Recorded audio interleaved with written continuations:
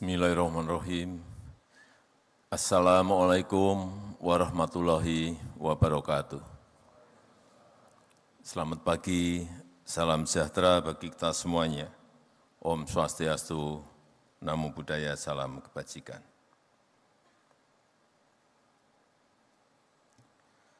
Yang saya hormati Ketua dan pimpinan lembaga-lembaga tinggi negara yang hadir, yang saya hormati para Menteri Kabinet Indonesia Maju, Gubernur DKI Jakarta,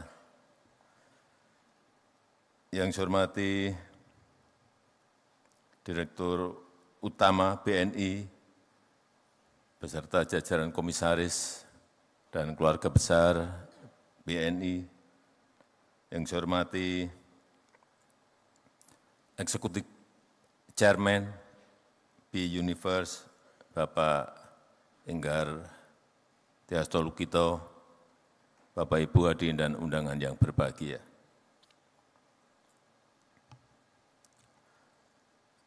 Dua 12 hari lagi transisi kepemimpinan nasional akan terjadi. Tanggal 20 Oktober yang akan datang, Bapak Jenderal TNI Purnawirawan Prabowo Subianto akan dilantik sebagai Presiden Republik Indonesia. Yang saya senang, sejak beliau terpilih sebagai Presiden terpilih,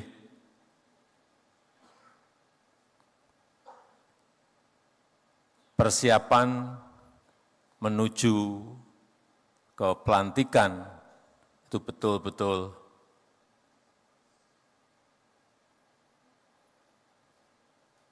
secara rencana kerja, program, dan lain-lain, transisinya berjalan dengan baik. Hampir di setiap rapat paripurna, rapat terbatas apapun topiknya, Pak Prabowo selalu hadir. Kalau sebelumnya hanya untuk urusan pertahanan, tapi setelah menjadi presiden terpilih, di semua rapat terbatas, rapat paripurna selalu hadir sehingga rencana-rencana untuk program unggulan yang akan dilaksanakan oleh Presiden Prabowo itu betul-betul disiapkan dengan baik dengan menteri-menteri yang sekarang. Sebagai contoh, untuk RAPBN 2025, saya enggak tahu berapa kali pertemuan Pak Prabowo dengan Menteri Keuangan Ibu Sri Mulyani. Hampir setiap minggu, hampir setiap hari bertemu untuk mempersiapkan itu. Artinya apa? Seperti tadi yang disampaikan Pak Enggar,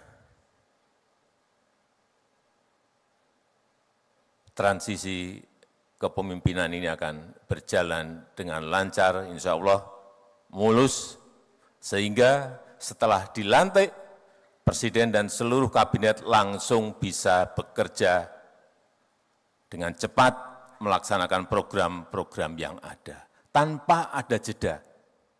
Saya 2014 butuh waktu 1 sampai 1,5 tahun untuk mengkonsolidasi.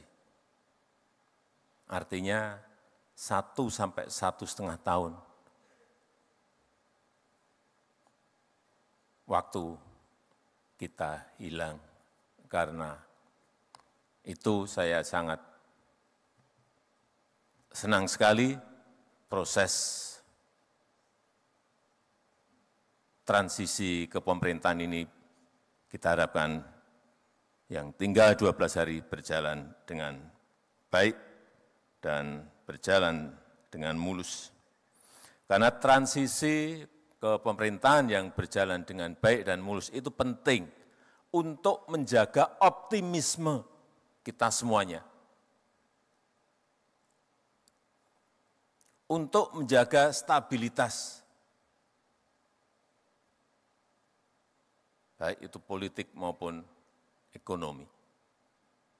Tapi meskipun sekarang ini, kalau cerita mengenai optimisme itu nggak ada yang tepuk tangan.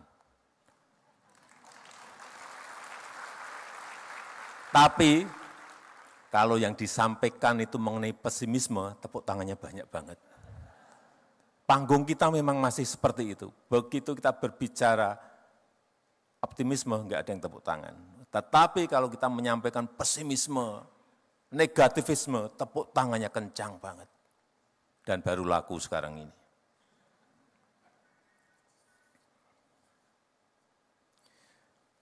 Karena kita tahu sekarang kita telah masuk ke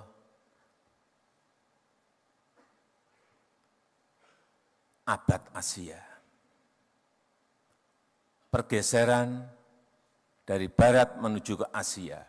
Growth pertumbuhan ekonomi juga bergeser semuanya ke Asia. Dan diprediksi, diperkirakan di Asia nanti akan ada 3 kekuatan ekonomi baru. Superpower ekonomi, 3 negara yang diperkirakan. India, China, dan Indonesia.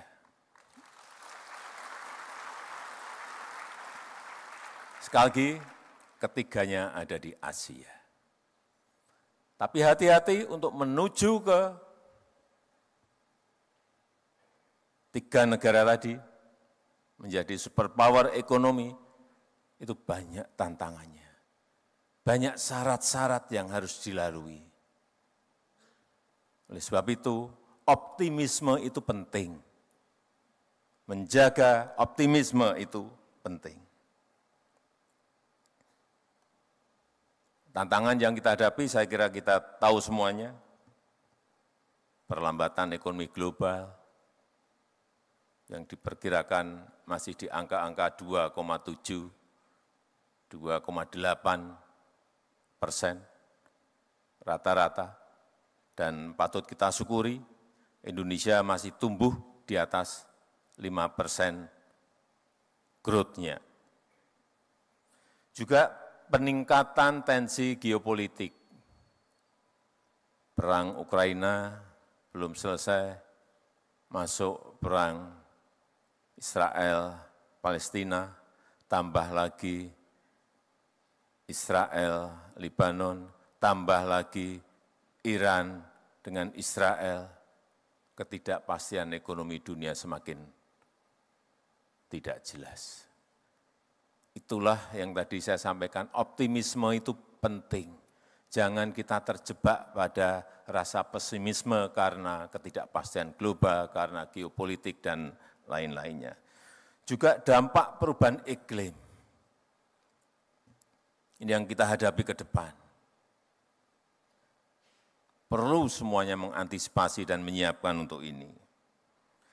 Dan di dalam negeri kita, urusan yang berkaitan dengan produktivitas.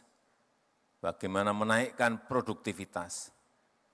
ICOR kita, semuanya menjadi PR besar bagi pemerintahan yang akan datang. Tetapi di sisi lain, kita memiliki modal besar. Memiliki modal besar. Pertumbuhan ekonomi yang tetap terjaga di atas 5%.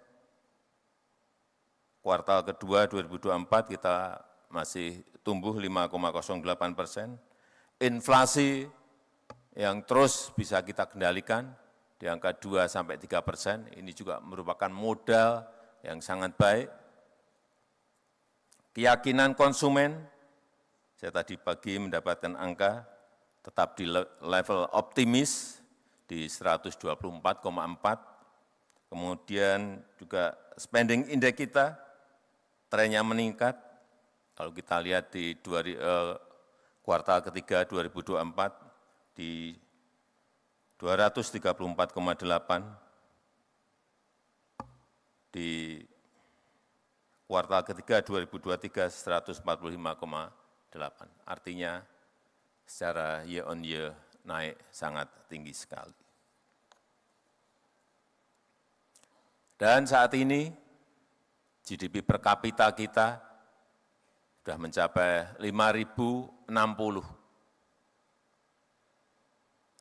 5.060. Dan kita harapkan 5 tahun ke depan bisa berada di atas 7.000. 10 tahun ke depan bisa di atas 9.000 dan seterusnya.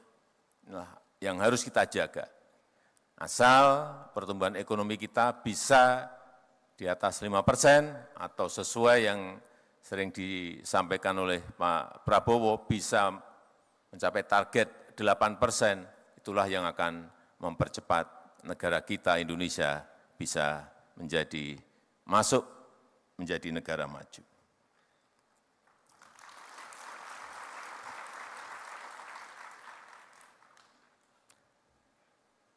Menurut saya, ini bolak-balik saya sampaikan, yang pertama, hilirisasi itu menjadi sangat penting. Nilai tambah itu sangat penting. Tetapi yang kedua juga digitalisasi juga menjadi hal yang sangat penting. Satu, hilirisasi, yang kedua digitalisasi. Digitalisasi yang namanya data center itu menjadi wajib segera kita miliki. Yang kedua, data analitik yang akan bisa kita menganalisa angka-angka dan lain-lain secara cepat. Juga yang berkaitan dengan digital infrastructure. Infrastruktur digital ini sangat penting sekali. Dan yang berkaitan dengan digital payment system. Ini namanya perbankan, saya kira sudah masuk ke sana semuanya. Saya ingin cerita lagi mengenai hilirisasi. Nikel saya sudah sering berbicara. Tapi perkembangan sampai saat ini saya senang karena dari nikel ore ke nikel pig iron, kemudian masuk ke nikel matte dan stainless steel itu sudah kejadian. Jadi sendok, panci, pipa, dan lain-lain. Kemudian yang nikel ore ke HPAL, kemudian menuju ke prekursor, cathode, dan sel baterai, itu juga sudah kejadian. Artinya barang-barang ini sudah diproduksi oleh industri-industri kita. Akibat dari kebijakan hilirisasi yang kita lakukan. Lompatannya kelihatan sekali. Dari yang 1,4 sampai 2 billion US dollar sebelum nikel di stop, kemudian melompat menjadi 34,8 billion US dollar, itu ada sebuah lompatan yang sangat besar sekali. Masuk, kemudian nikel sudah masuk ke koper, ke tembaga. Baru 2 minggu yang lalu kita resmikan sebuah smelter yang sangat besar yang dimiliki oleh PT Aman di Sumbawa yang bisa memproduksi kira-kira 900.000 ton konsentrat tembaga. Setelah itu juga dibuka lagi smelter milik PT Freeport Indonesia yang bisa memproduksi 3 juta konsentrat tembaga. Saya kadang-kadang membayangkan 3 juta konsentrat tembaga. Sangat gede sekali. Investasinya 56 triliun, yang tadi yang PT Aman 21 triliun rupiah. Semuanya sudah jadi barang ini. Tinggal nanti masuk lagi ke industri turunan, bisa menjadi copper foil, bisa menjadi kabel dan lain-lainnya. Itu babak kedua. Kalau ini nanti bisa direalisasikan, lompatan itu akan kelihatan sekali. Berapa nilai dari berapa ke berapa kelihatan sekali. dan juga bauksit yang juga 2 minggu yang lalu kita buka miliknya MinID, BUMN kita di Mempawah, Kalimantan Barat. Satu-satu apa yang telah kita kerjakan itu selesai dan harus ditindaklanjuti oleh industri turunannya. Sehingga nanti sekali lagi nilai tambah itu akan kita dapatkan.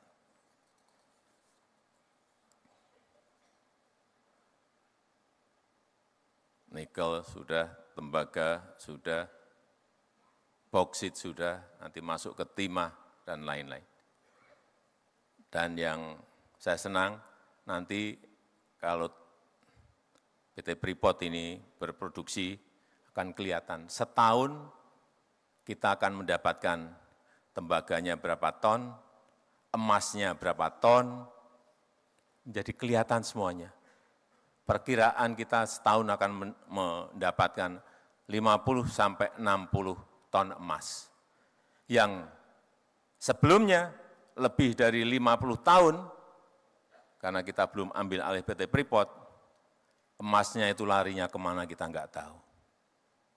50 ton emas per tahun.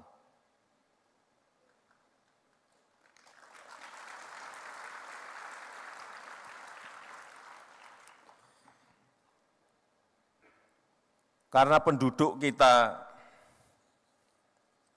sangat besar, menurut saya hilirisasi yang berbau padat karya ini harus didorong. Baik yang berkaitan dengan pertanian, kelautan, pangan, semuanya harus didorong agar nilai tambah itu terjadi. Kopi, jangan diekspor mentahan, raw material. Kakao jangan diekspor, raw material. Lada jangan diekspor, raw material. Nilam jangan diekspor, raw material. Kita punya kebun kopi itu 1,2 juta hektar. Kakao 1,4 juta hektar.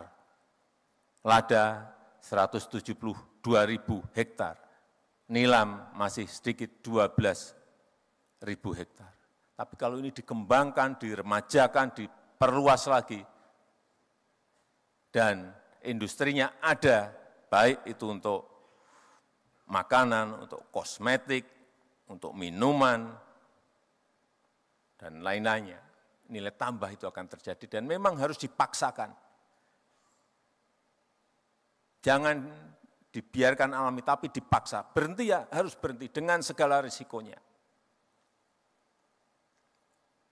Dan yang paling besar, kekuatan kita nanti ke depan adalah di rumput laut, seaweed. Karena kita memiliki pantai pesisir sepanjang 80.000 lebih kilometer.